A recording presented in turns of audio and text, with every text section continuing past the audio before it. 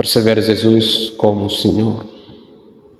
No Evangelho que escutamos, Jesus disse: em verdade vos digo, um de vós há de trair-me. Profundamente comovidos, começaram a dizer-lhe um após outro: porventura serei eu, Senhor? E Jesus respondeu: aquele que meteu comigo a mão no prato, esse me há de trair.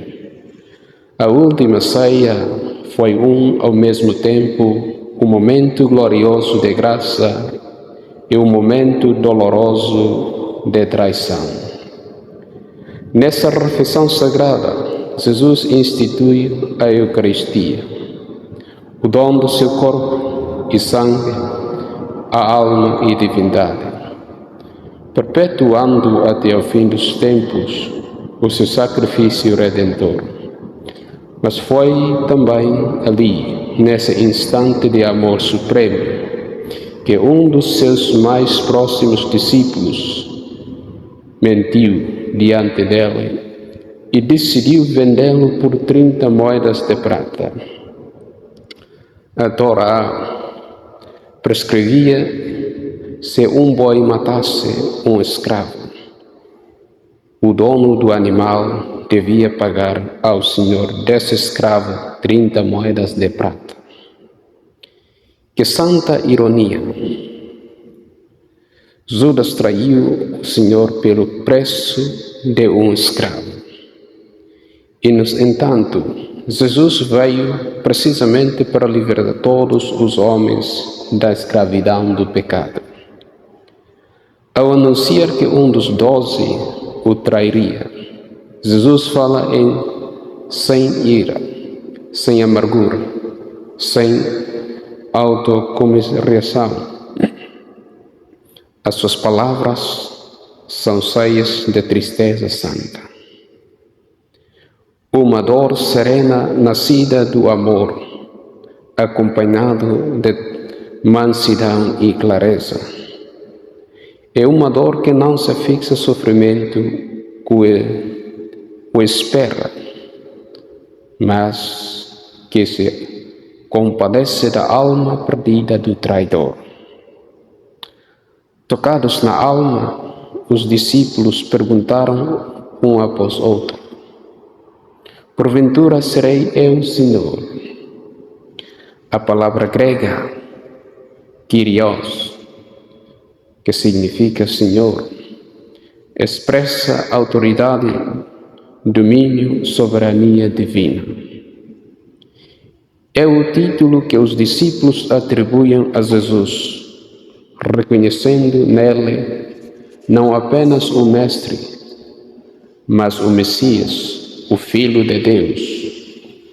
De fato, na tradição grega do Antigo Testamento, a Septuaginta, Kyrios substitui o nome sagrado e impronunciável de Deus, Yahweh, milagres, palavras que pronunciam milhares de vezes. Ao chamarem Jesus Kyrios, os discípulos confessam a sua divindade e manifestam confiança e reverência. Judas, porém, falta de outro modo. Em vez de Kyrios, diz Rabai. Porventura serei eu, Rabai. A palavra que significa mestre é um tratamento respeitoso, mas insuficiente. Vê Jesus apenas como um homem, um mestre humano, e não como um Senhor, o Messias, o Filho de Deus. Essa diferença, sutil, mas decisiva, convida-nos a perguntar: como é que nós nos aproximamos de Jesus na Santa Missa? Como Judas, reconhecendo apenas humanamente? Ou como os discípulos fiéis, que o confessam como Senhor é Deus. Judas não odiava Jesus. Ao contrário dos fariseus, os que queriam morto, ele lamentou a sua traição. Tentou devolver o dinheiro e, desesperado, acabou por ter a vida. O grande erro de Judas foi não ter conseguido ver para além da humanidade de Jesus para reconhecer a sua divindade. Os seus olhos ficaram presos em si mesmo, na ganância do medo, no egoísmo. E tantas vezes nós corremos o mesmo risco.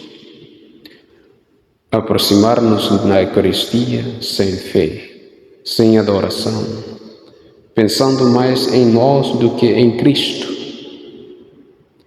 Então, irmãs em Cristo, na missa não dizemos: Rabi, tende piedade de nós, mas sim: Senhor, tende piedade de nós.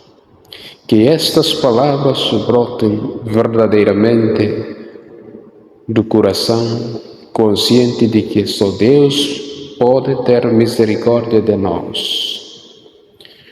Quando nos ajoelhamos durante a consagração, quando o pão e o vinho se tornam o corpo e sangue do Senhor, o nosso coração deveria exclamar com Tomé: meu Senhor e meu Deus.